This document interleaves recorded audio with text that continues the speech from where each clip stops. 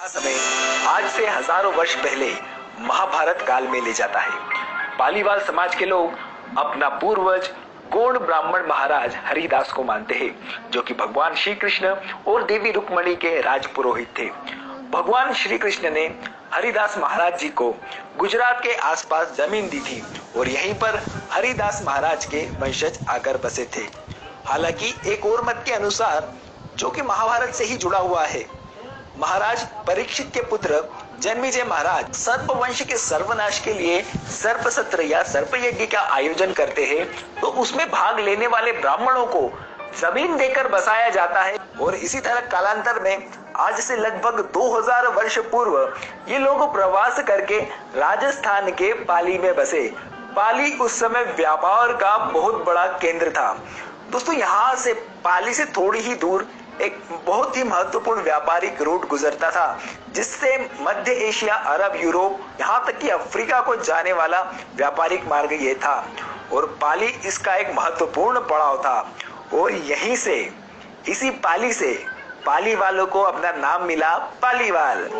कालांतर में पालीवाल ब्राह्मण व्यापार करने में माहिर हो गए तथा इन्होंने खूब धन धान्य अर्जित किया। ऐसा कहा जाता कि जब भी कोई सजातीय व्यक्ति पाली में बसने के लिए आता था, तो प्रत्येक घर से एक सिक्का और एक ईंट देकर उसकी सहायता की जाती थी और उसके घर बनने में यह एक बहुत बड़ी मदद होती थी।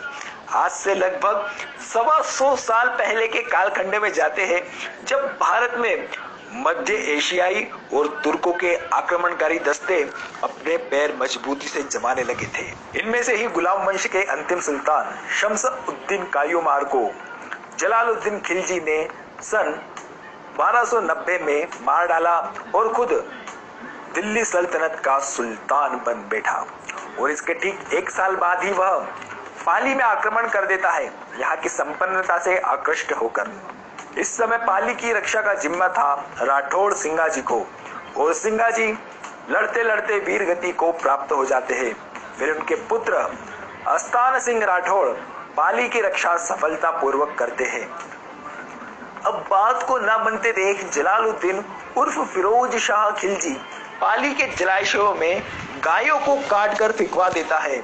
अब जब पाली के लोग देते हैं कि अपने जलाशयों में गौ माता का रक्त है, अब वह इस जल को कैसे पी सकते थे।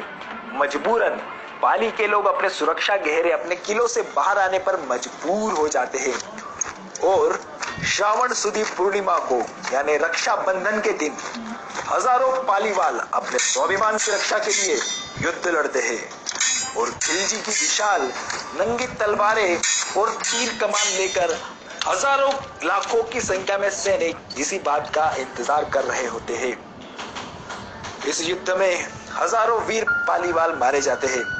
महिलाओं की इज्जत बचाने के लिए कई सारी महिलाएं जौहर कर लेती हैं।